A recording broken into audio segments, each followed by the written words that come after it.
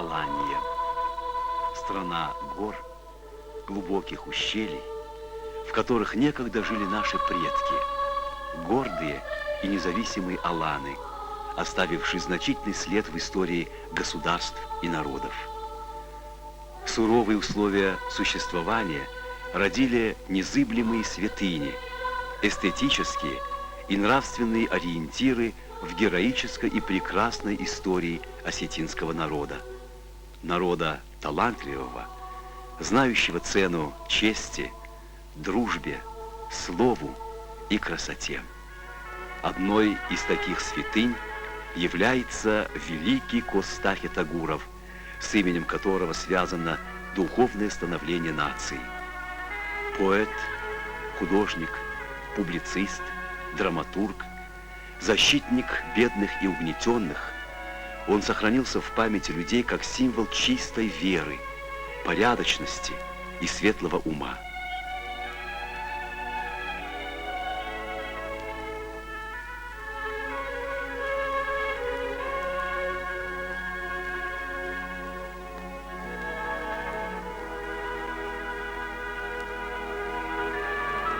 Каждый осетин найдет в произведениях Коста что-то удивительно личное для себя. Каждый год в этот октябрьский день собираются здесь, на родине поэта, в высокогорном ауле Нар, две Осетии – северная и южная.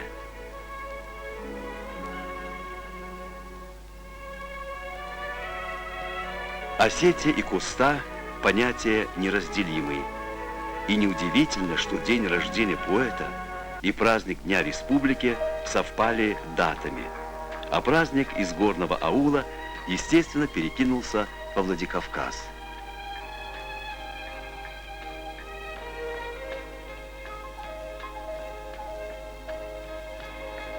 Осетинский народ свято чтит традиции.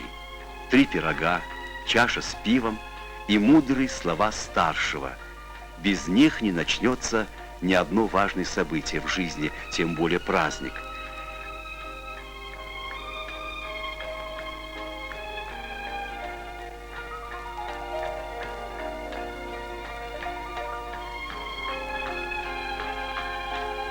День Республики открывает по традиции первый президент Северной Осетии Алании Аксарбек Галазов.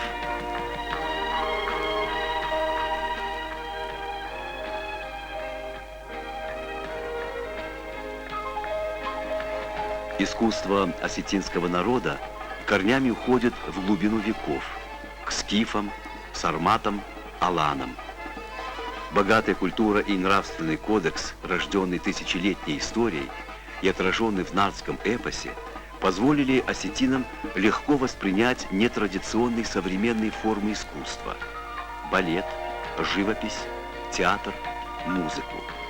Рассказывает народная артистка России Валерия Хугаева. Владикавказская сцена была притягательна для театральных гастролеров, антрепренеров России.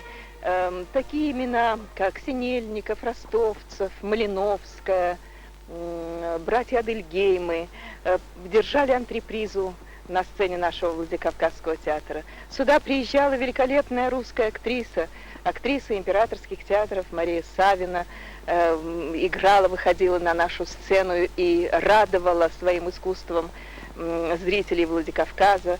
Давыдов, великолепный комик русский, тоже выходил на нашу сцену. С театральной жизнью Владикавказа связано имя и Коста Ивановича Хитагурова, который какое-то время работал художником-исполнителем на сцене русского театра. Нашим земляком является Евгений Вахтангов, один из реформаторов, режиссеров России, имя которого носит театр в Москве и имя которого присвоено сейчас и нашему театру. Свои первые опусы драматурга проявил на сцене нашего театра и Михаил Афанасьевич Булгаков, заброшенный в наш город дорогами гражданской войны. Существование русского театра в городе Владикавказе, конечно, стимулировало рождение национальной театральной культурой Национального театра Осетии. На сцене Русского театра 10 ноября 1935 года состоялся первый спектакль профессиональной осетинской труппы, которая была подготовлена Московским театральным институтом и приехала со своим собственным небольшим репертуаром, которым открыла жизнь вот Национальному Осетинскому театру, который сейчас является академическим театром имени Тхапсаева. Очень долго Осетинский театр называли Шекспировским театром, потому что редкий театральный коллектив имел в своем репертуаре такое количество шекспировских спектаклей, которые были в Осетинском театре. Отелло, Макбет, Гамлет, Король Лир, Виндзорские проказницы, 12-я ночь, Ромео и Джульетта, как вам это понравится. Осетинскому театру только 60 лет. И такой букет этого великого, всемирно известного трагика. Долгое время Осетинский русский театр работали в одном здании, под одной крышей, на одной сцене, деля все свои радости, победы, поражения. Сегодня оба театра академические. Их творческий потенциал высок. Оба хранят верность не только классике. В их репертуаре пьесы современных авторов, в том числе и национальных. Макоев, Атаман, вот эта пауза небольшая должна быть. Эльвира, поднимешь прямо с музыкой. Последние репетиции перед премьерой спектакля «Наемный вождь». Автор пьесы Георгий Хугаев, он же художественный руководитель и главный режиссер театра, народный артист России.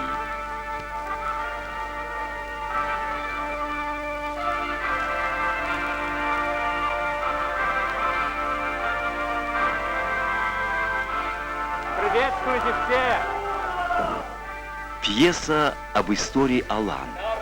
В главных ролях корифеи осетинской сцены, народный артист СССР Николай Саламов и народный артист России Майрбек Икаев.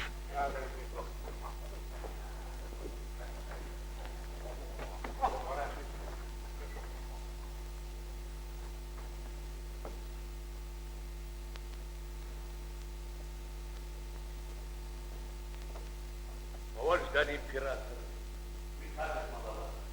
Шафатаджи шажгаринкан. Ваз дагалвар кала сахар да полах изгадан. О, Амадур, Ашкандерман обращен.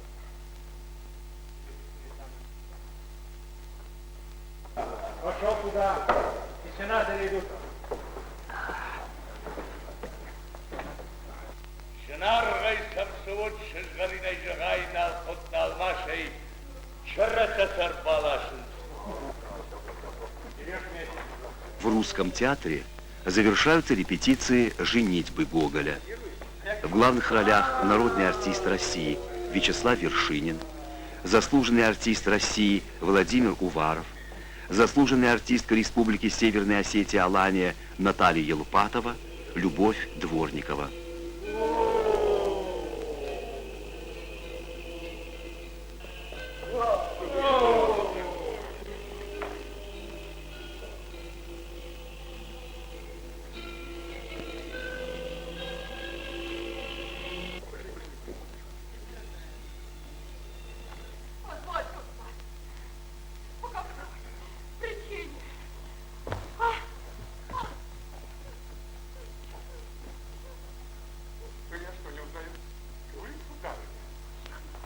Сколько мне кажется, я ни разу вас не видела. Не может быть, такого не может быть. Видно, где-нибудь меня встречали, а? Право, не знаю. Разве не уберешь хлеб? Что уберешь? Вы же не знаете, с ней какая история приключилась. Как же вышла замуж? Нет. Это бы еще хорошо, а то переломила ногу. И сильно переломила. Возвращалась довольно поздно домой на дрожках. Кучер был пьяный, вывалил с дрожек. Такое же это было, помнили, ногу переломила или вышла замуж. Позвольте представить, приятель мой, Иван Кузьмич Подколесьем. Да, надворный советник служит экспедитором. Да, сам усовершенствовал свою часть. Как фамилия-то? Иван Кузьмич Подколесин. Директор спектакля Близира поставлен. А все он, Иван Кузьмич Подколесин. Прошу вас, полковник, садись.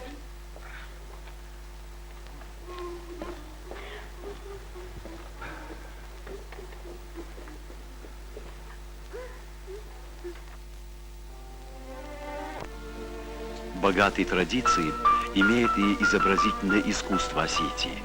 Кубанская бронза, керамика, каменная скульптура народных мастеров, первые профессиональные художники, ученики русской школы Костахи Тагуров, Махарбек Туганов, Сосланбек Тавасиев. Союз художников – один из самых больших творческих коллективов в Осетии. Юрий Дзантиев, заслуженный художник России. Сегодня как никогда и русское искусство, российское, я имею в виду, и национальное искусство российские никогда так бурно и активно не развивались, как сегодня. Осетинское искусство также развивается просто очень активно и по-моему, вот прогрессивно. И тут поиски совершенно новых форм, совершенно новых тенденций. Каждый художник имеет свое лицо, каждый ищет, каждый хочет выразить самого себя, и нет двух похожих у нас художников. Все художники разные, имеют свое направление, свой характер. И в целом осетинское искусство остается, вы знаете, осетинским все-таки, аланским.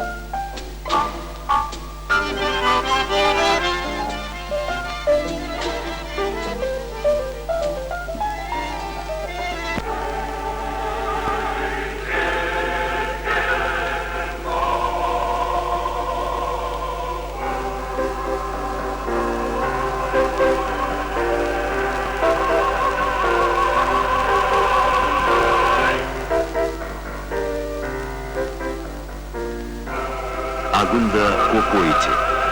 Созданный ею более 20 лет назад камерный хор сегодня один из лучших профессиональных коллективов Осетии. Хор имеет обширную программу, зарубежную и русскую классику, народные песни, духовные песнопения.